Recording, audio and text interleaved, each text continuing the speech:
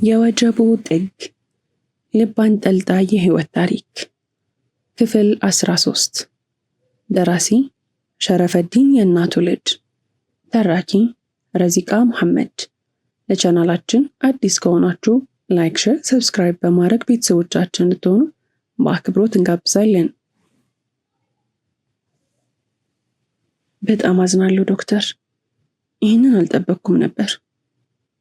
በጸጸት ራስህን አትጉዳ፣ እንደ ታላቅ ወንድም መሆን አለበት ብለህ ያሰብከውን ያደረግከው። አለምነህ ምን ማለት እንዳለበት ግራ ገባው። ምንም መሆን ያለበትን አላደረኩም። እስኪ ንገረኝ፣ የሰውየው 7 ወይም 8 ዓመት መታሰር እህቴን ይመልስልኛል? ለማንኛውም የኔንቶ አንድ ያልፋል። ወደ አንተ ጉዳይ እንመለስና ምን ልታደርግ አሰብክ? ማለቴ ወንጀለኞቹን። ዶክተር ኤፍሬም ፊቱን በመሐረብ እየጠራረገ ከቀረቀረበት ቀና አለ። አይኖቹ ሞጭሞጫው ትናንሽ ሆነዋል። ምንም አላደርግም ዶክተር። አሁን የማስበው እንዴት ከዚህ አረንቋ መውጣት እንዳለብን ነው። እንዴት መልሰን ደስተኛ እንደምንሆን ነው። ጥሩ ውሳኔ ነው። ዶክተር ኤፍሬም ብዕሩን አንስቶ ይጽፍ ጀመር። ይኸው እነዚህ 3 መድኃኒቶችን ትውሰድ፣ እንገናኛለን። ዶክተር ኤፍሬም መድኃኒት ማዘዣውን አቀብሎት ተሰነባበቱ። አለምነህ በቀጥታ ወደ ታችኛው ፍሎር ነበር ያመራው። የታዘዙለትን መድኃኒቶች በመግዛት ወደ ፍቅሩ በረረ። ልንሄድ ነው አላት። አልጋዋ ላይ ተቀምጣ በመስኮቱ አሻግራ ሩቅ የምትመለከተውን ትዕግስት እየተመለከታት። ሰምተሽኛል አላት በድጋሚ። ምን አልከኝ አለችው ሐሳቧን ለመሰብሰብ እየሞከረች። ከዚህ አሁን ልንወጣ ነው።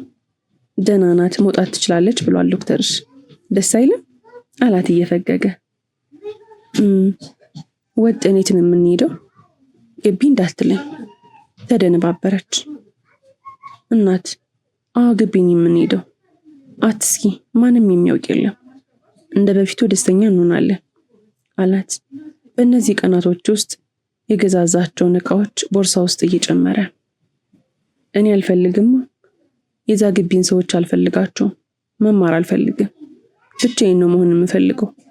ወደ ቤት መሄድ አለብን፣ ወደ ጅማ ሄዳለሁ አለችው ጠንከር ብላ። አለምነህ ቀረባትና አልጋው ጠርዝ ላይ ተቀመጠ። አይሆንም፣ ምን ብለሽ ልትነግራቸው ነው? ትምህርቱን ለምን አቆምኩ ልትያቸው ነው? በዛ ላይ ልተውሽ አልችልም አላት ኮስተር እያለ። እነሱን ለማሳመን የሆነ መንገድ አላጣም። አንተ መባከር አቀኝ አለችው አይኖቿን ቦዝዛ አድርጋ ማዶ ማዶን እያየች። ምን አልሽኝ እናት? እኔ የተጎዳው አይመስልሽም? ህመሜ አይታይሽም? ሁሉንም የቻልኩት እኮ ከጎኔ ስላለሽ ነው። አንቺን አጥቼ እንዴት እኖራለሁ? እንባዎቹ ይወርዱ ጀመር። እሱን አይደል የምልህ፣ የጉዳትህን መጠን እያወቅኩ አይንህን ላይ ያለውን ሐዘን እያየሁ መኖር አልችልም። እባክህ ተወኝ አለችው ፊቷን ሳታዞር። ከቀኝ አይኗ ውስጥ የፈለቀቀችውን እንባ ኩልል እያለ ወረደ።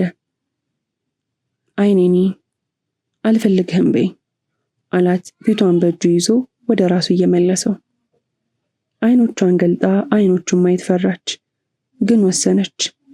አለምነህን በዚህም በዛም እንዲጠላት ማድረግ አለባት። ከጎኗ ማራቅ አለባት። እንዲያኑ እየተሰማት ያለው። ሲያረክሱኝ፣ ሲያቆሽሹኝ፣ ሲጫወቱብኝ በአይንህ በብረቱ አይተሃል። አልሆንህም፣ ለምን አትረዳኝም?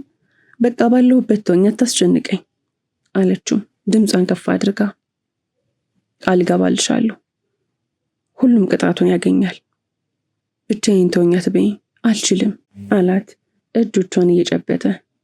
እጆቿን አስለቀቀችውና ከአልጋው ወርዳ መስኮቶቹ ስር ቆመች። በቆመችበት ከኋላ ልጥፍ ብሎ አቀፋት። እናት ድጋሚን ሞክረው፣ እንደምታፈቅርኝ አውቃለሁ። የምትናገረው ከልብሽ እንዳልሆነም ይገባኛል አላት ፀጉሯን እየዳበሰ። ወገቧ ላይ የተጠመጠሙትን እጆቹን አስለቀቀቻቸውና ራሷን ነፃ ወጣች። ሸሸችው። እናት እያለ ሲጠጋት ገፈተረችው። አላፈቅርህም፣ አንተስ ወንድ አይደለህ? ነገ ጧት ተነስተህ እንደነሱ እንደማታደርገኝ በምን አውቃለሁ? ጨካኝ አረመኔዎች፣ እጣላችኋለሁ። ትዕግስት አንባረቀችበት፣ ጮኸችበት። ከደቂቃዎች በፊት የገዛላትን መድኃኒቶች በፍጥነት እየፈለቀቀ እጁ ላይ ዘረገፋቸው። ሮዝ፣ ነጭና አረንጓዴ ቀለም ያላቸው ብዛት ያላቸውን ከብሎቹ እጁን ሞሉት። ምን እያደረግክ ነው? አለችው እንደተደናገጠች። ለአንቺ መሆን ካቃተኝ ደስታሽን መመለስ ካልቻልኩ አንቺ ከተውሽኝ እንደኔ ደካማ ሰው አይኖርም። አፈቅርሻለሁ። አለምነህ የፈለፈላቸውን መድኃኒቶች አፍ ውስጥ አጎረሳቸው። ጠረጴዛው ላይ ያለውን የውሃ ጆክ አንስቶ አንቆረቆረውና ወደ ሆዱ ላካቸው። ትዕግስት ተንደርድራ ከስሩ ደረሰች። ምንድን ያደረግከው? በቆመበት ትወዛወዛለች። አንቺ ከጠላሽኝ ማን ሊወደኝ ይችላል? መድኃኒቶቹ ስለበዙ እያደከሙት ነው። ነርስ! ትዕግስት ተጣራች። የሚሰማት ግን አልነበረም። አልጋው ላይ አንጋለለችውና ክፍሉን ለቃ ወጣች። ሐኪሞችን አስከትላ ተመለሰች። እማዬ፣ አባዬ፣ እየመጣሁኝ ነው። ናፍቃችሁኛል። ለምንድን ነው ጥላችሁኝ የምትሄዱት? ልደርስባችሁ አልቻልኩም እኮ። ቁሙ ባካችሁ። ስቀርባችሁ ትሸሹኛላችሁ። እየተራመድኩ ነው ግን አልነካዋችሁም። ቅርብ የሆናችሁ ለምንድን ነው እንዲህ ራቃችሁኝ? አባዬ፣ እናቴ አልመለሱለትም። ጀርባቸውን እንደሰጡት ጥለውት ሄዱ። ድብዝዝ ብለው እስኪታዩ ተራቁት። ሰውነታቸውን አዞሩና በእጃቸው ደህና ሁን እያሉት በአንድነት ፈገግ አሉለት። በቅጽበታት ቦታው በኑር ተሞላ። የተፈነጠቀው ብርሃን አይኖቹን ጋረዳቸው። አለሜ፣ እየሰማኸኝ ነው? አሁን ደህና ሆነሃል። እየነቃህ ነው። ተመስገን አምላኬ። በሰመመን ውስጥ ሆኖ የሚሰሙት ድምጾች ነበሩ። ቀስ በቀስ አይኖቹ ተገለጡ። እየሆነ ያለው ማስተዋል ጀመረ። እናት አላት በተንጋለለበት። ልቤን ቀጥ አድርገህ ልትገለኝ ነው እንዴ? ለምን እንዴት ጨክንብኛለህ? አለችው እያለቀሰች። ይቅርታ አድርጊልኝ፣ ቅጽበታዊ ውሳኔ ነው። እኔም ይቅርታ አድርግልኝ። ድጋሚ እንደዛ ልልህ። አንተን አጥቼ መኖር አልችልም አለችው አጥብቃ እያቀፈችው። ትዕግስት ጅማ መሄዱን ትተዋለች። ሳይካትሪስቷ ጋር እንደሚከታተሉትም አሳምኗታል። እዛ ግቢ ከክላስ ውጪ ማሳለፍ እንደማትፈልግና በውጭ ቤት ተከራይተው እየኖሩ እንዲማሩ እየተቅለሰለሰች ነግራው ቤት እየፈለጉ ነው። እንደቀደሙ ደስተኛ ለመሆን እየሞከሩ ነው። ግን ዘካሪያስ የሰጣቸው የማይሸር ቁስል ጠፈፍ ቢል እንኳ እንዲሁ በቀላሉ የሚድን አይደለም። ልቦቻቸው ቢሳሳቡም አካላቸው እንደተራራቀ ነው። አለምነህ እቅፍ ውስጥ ሆና በድንገት በርግጋ ከእቅፉ ትስፈነጠራለች። እነዛ አስቀያሚ እጆች ያቀፏት። ሰይጣን ገሃነማዊ ትንፋሹን የተነፈሰባት እየመሰላት ተሸሸዋለች። ሌሊት ያቃዣታል፣ አፏን ያፍናታል። በላብ እንደተጠመቀች እየጮኸች ትነሳለች። አለምነህም ባያሳየውም ውስጡ እየደማ ነው። የፍቅሩ እንዲህ መሰቃየት ደግሞ ሐዘኑን አብሶታል። ከ4 ቀናት በኋላ ሁለቱ እርግቦች በጓደኞቻቸው ተከበው ትሪፕ ተቀምጠዋል። የጠፉት ጥንዶች ብቻቸውን የራሳቸውን ጥሩ ጊዜ እያሳለፉ እንደነበረ ነው የተነገራቸው። የወደ ወዳቸውን እያወጉ ነው። ሁለቱ እርግቦች ወሰድ መለስ ያደርጋቸዋል። አንዴ ጨዋታው መሃል ይቀላቀላሉ። ሲያሻቸው በየፊናቸው ሩቅ ይጓዛሉ። ጭልጥ አድርጎ በሚያጠፋ ሐሳብ ይሳፈሩና እንደ ቀልድ ይነጉዳሉ። ብዙ አይነት ፊቶች ይስተዋላሉ። በመመለሳቸው ፍጹም የተደሰቱ ፊቶች፣ እየተመሳሰለ የሚያንሾካሾክ አስመሳይ ፊት፣ መንፈስ እንዳየ ሰው ፈገግታን አምጥቶ እየተጨነቀ የሚስቅ ፊት፣ በዥንጉርጉር ሰዎች ተከበው በጥልቁ ማዕበል እየዳከሩ ያሉ ፊቶች። ሁለቱ እርግቦች ዘግይተውም ቢሆን ትምህርታቸውን ቀጥለዋል። የፈርስት ሴሚስተር ውጤት የክላሷ ሰቃይ ሆናለች። እንደምትፈልገው ሶፍትዌር ኢንጂነሪንግ ለማምጣት እድሉን አግኝታለች። ከግቢ ጠቅልለው ወጥተዋል። አነስ ያለች ቤት ሰፋ ካለ ግቢ ጋር ከከተማው ዳርቻ ተከራይተዋል። ትዕግስት ብቻዋን መሆኑን መምረጥ ብቻ ሳይሆን ወደዋለች። ከጫጫታ ርቃ ጸጥ ያለ ስፍራ ጸጥ ብላለች። እርግጥ ባለው አየር ራሷን ታዳምጣለች። በዝምቷ ውስጥ አየር ላይ የተንጠለጠለችው ነፍሷ ሰከን ትልላታለች። ኩርሲዋ ላይ እንደተቀመጠች ዲያሪዋን ታወጣና አንዴ ፈገግ አንዴ ደግሞ ኮስተር እያለች ትጽፋለች። ግንባሯን ቋጠር ፈታ እያደረገችው ዲያሪዋን ታወራታለች። ዲያሪዋን ትዘጋውና አይኖቿን በሩቅ አሻግራ ትልካቸዋለች። አይኖቿ ቡዝዝ እስኪሉ በቀላሉ አትነቅላቸውም። አዎ የሚታያት ተራራ ወይም ሰማያዊ ሰማይ ላይ ተበትነው የሚታዩት ደመናዎች አይደሉም። የሚታያት ከደመናው በስተጀርባ የተደበቀው የዓለሙ ሐዘን ነው።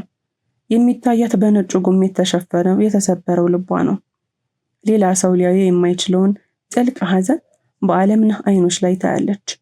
ምክንያቷ እሷው እንደሆነች ስታስብ ደግሞ ትካዜ ውስጥ ትገባለች። መብሰልሰሏ ይጨምራል። ዓለሜ ወድጄ አይደለም እኮ እንዲማሰቃየ አለች ከረጅም ሰዓታት ዝምታ በኋላ። ከቀኝ አይኗ እንባዋ ፍስስ እያለ ወረደ። ልርቅህ አልቻልኩም። ለአንተ ብዬ ሳይሆን ለራሴ ብዬ አልቻልኩም። ነፍሴ ልትቀርብህም አልቻለችም። ስታቅፈኝ ያ አውሬ ነው የሚመጣብኝ። አንተን እንዲህ በማሰቤ ስንት ጊዜ ራሴን ረገምኩ። ስንት ጊዜ ተሸማቀቅኩ። ስንት ጊዜ ራሴን ጠላሁ። ስንት ጊዜ ጉልበቶቿ ላይ ተደፍታ ሳይታወቃት ድምጿን ከፍ አድርጋ አለቀሰች። የምታወራውን ከጀርባ ሆኖ ሲሰማት የነበረው ዓለምነህ እንባውን እየጠራረገ በእጇ የያዘውን ጋቢ ጣል አደረገው። በፍጥነት ፊቷን ጠራርጋ ከተደፋችበት ቀና አለች። ቁርስ ሰርቻለሁ አላት ምንም እንዳልሰማ እያስመሰለ ፈገግ ብሎ። እሺ ዓለም መጣሁ አለችው እሷም እየፈገገች። ክላስ እንዳይረፍድብን ቶሎ ነይ፣ ደግሞ ስስ ልብስ ነው የለበሽው ያምሻል አላትና ቀድሟት ወደ ማዕዱ ሄደ። ተመግበው እንደጨረሱ ወደ ግቢ ያመሩ። ትዕግስት ይሄ ግቢ ቅፍፍ ብሏታል። እያንዳንዱ ቦታ ዘካርያስን ያስታውሳታል። ሰዎች በሳቁ ቁጥር ገሃነማዊ ሳቁ ያሽካካባታል። እዚህ በምትቆይባቸው ሰዓታት ልቧን ያቅለሸልሻታል። መጥፎ ስሜቶች መላ አካሏን ይቆጣጠሩታል። ክላስ ደርሳ ከመጨረሻዎቹ ወንበሮች ጥግ ግድግዳውን ታካ ተቀመጠች። በተማሪዎች ረብሻ ጊዜ የተሰበረውን መስኮት ከፈታ አደረገችውና አየር ለማግኘት ሞከረች። ለስለስ እያለ ሽው የሚለው ቀዝቃዛ አየር ለመንፈስ እርጋታን ይሰጣል። ንጹህ አየር ለነፍስ ምግብ ነው። መስኮቱ ግን ተከፍቶ ሊቆይ አልቻለም። ተመልሶ እየተዘጋ አስቸገራት። በአካባቢዋ ማተረች። ከጀርባዋ የሁለት እርምጃ ያህል አጠር ያለ ወፍራም ብረት ተመለከተች። አነሳችውና መስኮቱን አስደገፈችበት። የፈለገችውን አገኘች። አየሩን ወደ ውስጧ እንደፈለገች ማገችው። አጠገቧ ማንም ስለሌለ እፎይታ ተሰምቷታል። ብዙም ሳይቆይ ግን አማኑኤል ወደ ክፍሉ ገባ። ብቻዋን እግሮቿን አነባብራ በሐሳብ ጭልጥ ብላ ተመለከታት። ሲያያት አዘነላት። አጠገቧ ለመቀመጥ እግሮቹን ሊያዛቸው ቢሞክርም ሽባ ሆኑበት። የፈጸመባት ግፍ አንገቱን አስደፋው። እያመነችው አሳርዷታል። እንዲህ ቅስሟን ስብርብር ያደረገው ዘካርያስ ብቻ አይደለም፣ ራሱም እንደሆነ ያውቃል። ከህሊናው ጋር ታገለ፣ ግን ነፍስየው ያሸነፈችው። ሲያያት ስሜቱ ተፈታተነው። ወደ እሷ ከመሄድ ራሱን ማስቆም አልቻለም። እግሮቹን እያንፏቀቀ አጠገቧ ደርሶ ተቀመጠ። ልጅ እያጫወተች ነው እንዴ አላት እየሳቀ ፀጉሯ ውስጥ የወሸቀችውን እስክርቢቶ መዞ እያወጣው። ከሀሳቧ መለሳለችና ደረቅ ፈገግታ ለገሰችው። ብቻዋን ስላልተዋት ጨንቋታል። መጥፎ ፊት ልታሳየው ግን አልፈለገችም። አማኑኤል ያሉትን እድሎች ሁሉ ተጠቅሞ እሷን የራሱ ማድረግ ይፈልጋል። በእርግቦቹ መሃል የተፈጠረው ክፍተት መልሶ ሳይዳፈን መሃል ገብቶ ልቧን ማሸነፍን አስቧል። ቲጂዬ ብርድ እኮ ነው፣ እጆችን ለምን አትሸፍኛቸው? ውርጭ ይመታሻል አላት እየተቅለሰለሰ። አይ እንዲሁ ተመችቶኛል አለችው ፊቷን ሳታዞር። እነዚህን የመሰሉ አለንጋ ጣቶችማ ሲበላሹ ዝም ብያለኝ። ከኪሱ የእጅ ጓንት አወጣና ሊያጠልቅላት እጇን ብድግ አደረገው። ልቀቀኛ ማን? ትዕግስት ስሜቷ መለዋወጡ ፊቷ ላይ ያስታውቃል። ላርግልሽና አለቅሻለሁ አላት ጓንቱን ሊያጠልቅላት እየሞከረ። እጅን ልቀቋ አማኑኤል። ቀይ ጉንጮቿ በንዴት ቲማቲም መሰሉ። ችላ ብሏት ጓንቱን ግማሽ ድረስ እንዳደረገላት መስኮት የተደገፈበትን ብረት አንስታ ጭንቅላቱን በረቀሰች። ደሙ በቀጭኑ ቲን አለ። ለምን አትሆኝም? ተወኝ አልኩህ አይደል? አትሰማም እንዴ ሲነግሩ? ድጋሚ እንዳትነቃኝ። በቁሟ በደመ ነፍስ እየጮኸች ለፈለፈችበትና ደብተሯን አንስታ ክፍሉን ለቃ ወጣች። አማኑኤል የሰራባቸውን ተንኮል የደረሰችበት መስሎት ልቡ ፈራ። ሰውነቱን ላባ ጠመቀው። ግፍን ያቀነባበረችው ነፍሱ ተጨነቀች። ቀጣዩ ምንድን ነው የሚሆነው? አውቀውስ ቢሆን? የሚደማው ጭንቅላቱን ረስቶታል። ህመሙም እየተሰማው አይደለም። በሁኔታው ግራ የተጋቡት ተማሪዎችና መምህሩ ዙሪያውን ከበቡት። ደሙ እንዲቆም የተበሳውን የራስ ቅሉን በጨርቅ ጠቀለሉለትና ወደ ክሊኒክ ወሰዱት። አለምነህ ትዕግስትን እስከ ክላሷ ከሸኛት በኋላ ወደ ክላሷ አልገባም። ሌላ መንገድ ተጠቅሞ ከግቢው ሹልክ ብሎ ወጥቷል። በቀጥታ ያመራው ወደ ሆስፒታል ነበር። ዶክተር ኤፍሬምን ላገኘው። ያለውን ሁኔታ አወሩበት። መኪናውንና ሹፌሩን ለዛሬ እንዲጠቀምበት ጠየቀው። ሳያቅማማ እንደሚረዳው ተስማማለት። አሁን ከቀናት በፊት አጣርቶ የደረሰበትን የዘካርያስን የሽፋን ድርጅት ፊት ለፊት ተሰይሟል።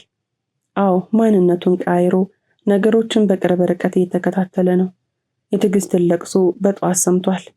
በውስጡ የተዳፈነው ረመድ ተቀጣጠለ። የከሰመው አመድ ወደሚንበለበል እሳት ተቀየረ። ፍቅሩን የጎዳትን ሊጎዳ ተነስቷል። ሕይወቱን ቢያስገብረው እንኳ ዘካርያስን ለመፋለም አያፈገፍግም። ከአንዴም 2-3 መላልሶ ሲያስበው ነበር። ምናልባት መጥፎ ሰው በሆንስ? በሰው ደም እጄ ቢቆሸሽስ? ከራሱ ጋር ታገለ፣ አወጣ ወረደ። ይሄ ሰው ሁሉ ነገሩ የሳጥናኤል ነው። ሕፃናትን በአደንዛዥ ዕፅ እየመረዘ ነው። ሴቶችን ሴተኛ ዳሪ እያደረገ ነው። ልታስቆመው ይገባል። እስከ መቼ ነው ዝምታው? እናት በእሱ ምክንያት ጠዋት ማታ እያነባች ነው። መቼ ነው የሚያበቃው? ዝምታሽ መቼ ነው የሚሰበረው? ሌላው ጎኑ አበረታታው። ዘካርያስን በየትኛውም መንገድ የእጁን እንደሚሰጠው ወሰነ። በንቃት እያጤነ ነው። የሚፋለመው ቀላል ሰው አይደለም። የሚፋለመው ክንዱ የፈረጠመ፣ በገንዘቡ ምንም ሊያደርግ የሚችል፣ ብዙ ሰዎችን የሚያውቅ፣ ከትንሽ እስከ ትላልቅ ባለስልጣኖች ለእነሱ ተገዢ የሆኑለት፣ እንደፈለገ የሚዘውራቸው ገንዘብ አምላኪዎች በስሩ ያደረገን ሰው ነው። ስለሱ በቂ መረጃ ሊኖረው ይገባል። ደካማ ጎኑን ማወቅ አለበት። ድምቅ ያለች ጥቁር ቅንጡ የቤት መኪና ወደ ግቢው ስትገባ ተመለከተ። ዘካርያስ ከመኪናዋ ወረደ። አለምነህ ሲመለከተው ደሙ ፈላ። አይኖቹ ተጎለጎሉ። ጅማቱ ተገታተረ። ሰውነቱን አሳከከው። አየር አጠረው። ጉሮሮ ላይ የተሰነቀረበት ነገር እንዳለ አንገቱን በሁለት እጆቹ ይዞ ታገለ። ሂደህ ሲጥ አድርገው፣ እስትንፋሱን አቋርጥለት፣ ጨርሰው የሚል ስሜት ተፈታተነው። ተረጋጋ አለምነህ፣ አስብ። እጁን ጨበጥ ለቀቅ አደረገውና በረጅሙ ተነፈሰ። ዘካርያስ ከመኪናው ወርዶ ወደ ድርጅቱ ገባ። አለምነህ በተቀመጠበት ረድፍ ሆነ። ሌላ እየበረረች የመጣች መኪና ትኩረቱን ሳበችው። ከመኪናው የወረደው ሰውዬ እየተፍለከለከ ወደ ውስጥ ዘለቀ። ብዙም ሳይቆይ ሰውየው ዘካርያስን አስከትሎ እየተጣደፉ በየመኪኖቻቸው ገብተው ተፈተለኩ። አለምነህም ከኋላቸው በቅርብ ርቀት ተከታተላቸው። ቅንጡ ቪላ ቤት ጋር ሲደርሱ መኪናዎቹ ቆሙ። ዋናው በር ተከፈተ። መኪኖቹ ወደ ውስጥ ገቡና በሩ መልሶ ተዘጋ። አለምነህ በቅርብ ርቀት ከመኪናው ሳይወርድ በንቃት እየተከታተለ ነው። ሰዓታቶች አለፉ። ከግቢው ተመልሶ ግን የወጣ የለም። አለምነህ ግራ ተጋባ። እዚህ ቤት ውስጥ እየተካሄደ ያለ ነገር እንዳለ ውስጡ እየነገረው ነው። መጠበቅ አልቻለም። የማወቅ ረሃቡ አቆነጠነጠው። ከመኪናው ወረደና የግንብ አጥሩን እየታከከ ግቢውን ዞረው። በጀርባ በኩል አነስ ያለች መውጫ ያላት በራፍትን ተመለከተ። በራፏን ለመግፋት ሞከረ፣ ግን ከውስጥ ተከርችሟል። ሊከፈትለት አልቻለም። ከውስጥ ድምጽ ይሰማዋል። እናንተ ድደቦች፣ እንዴት አንድ ትንሽዬ ልጅ ታመልጣችኋለች? እናንተ አሁን ወንድ ናችሁ? ልታከስሩኝ ነው እንዴ የምከፍላችሁ? ገና እኮ እምቡጥ ናት። እንደሱ አይነቷን ነው የሚፈልጉት። ብዙ ገንዘብ ነው የማጣው። ትሰሙኛላችሁ? የገባችበት ገብታችሁ ታመጡልኛላችሁ። ካልሆነ ግን አሰልፌን የምረሽናችሁ። በንዴት የሚንከተከት አስፈሪ ድምፅ ጎልቶና ጥርት ብሎ ተሰማው። አለምነህ ዘካርያስ የነገራቸውን አስታወሰ። ስለምን እንደሚያወራ ለመረዳት ጊዜ አልወሰደበትም። ሴቶችን ከያሉበት እየቃረሙ እዚህ ነው የሚያስቀምጡት ማለት ነው። አለ በውስጡ። እድል ቀንተዋለች። ቀጣዩ እርምጃው ምን እንደሆነ አያውቅም። ወዲያው የመኪና ድምፅ ሰማ። ዘካርያስ ከግቢው እየወጣ ነው። ሲመሽ አስፈላጊውን ነገር ለማድረግ ወሰነ። ወደ ግቢው በየትኛውም ሁኔታ ዘልቆ መረጃ ማነፍነፍ አለበት። ዘካርያስን እስከ ወዲያኛው ቀብሮት መተንፈስን ይፈልጋል። ሰዓቱን ተመለከተ። 6:15 ይላል። ፍቅሩ ትጠብቀዋለች። ምግብ ካለሱ እንደማትቀምስ ያውቀዋል። ወደ መኪናው እየተጣደፈ ተመለሰና እንዲያደርሰው ነገረው። ቤቱ ሲደርስ እናቱ ወንበር ላይ ተቀምጣ እያለቀሰች ነበር። ምን ነው እናት፣ ምን ሆንሽብኝ? አላት በቁሙ እጇን አፋፋ አድርጎ እየያዛት።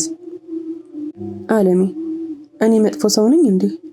ለምንድን ነው የማይረዱ? እየተነፋረቀች ጠየቀችው። ወንበሩን ስቦ ከጎኗ ተቀመጠ። አይደለሽም፣ ውስጥሽ ከበረዶ ይነጣል። መጥፎ ሰው አይደለሽም፣ እንደዛ አታስቢ። ፀጉሮቿ እንዳበሰላት። ግን እኮ ዛሬ በእነዚህ እጆቼ ሰው ጎዳሁ፣ የሰው ደም አፈሰስኩ፣ ለዛውም የጓደኛችንን የአማንን። የሚንቀጠቀጡ እጆቿን አሳየችው። ወደ ራሱ ሳባትና በዝምታ ደረቱ ላይ ልጥፍ አደረጋት። ምን እየሆንኩ ነው አለሚ? ነገ ደግሞ አንተን ብጎዳስ? ሁሉም ነገር ይስተካከላል፣ እመኚ። ጭንቅላቷን ሳማት። ሆዷ አካባቢ ቆረቆራት። ከደረቱ ላይ ተነሳችና ምቾት የነሳትን ነገር ተመለከተችው። የተጠቀለለ ስጦታ ነው። ለእኔ ነው አለችው ፈገግ እያለች። እና ውሽማ አለኝ እንዴ?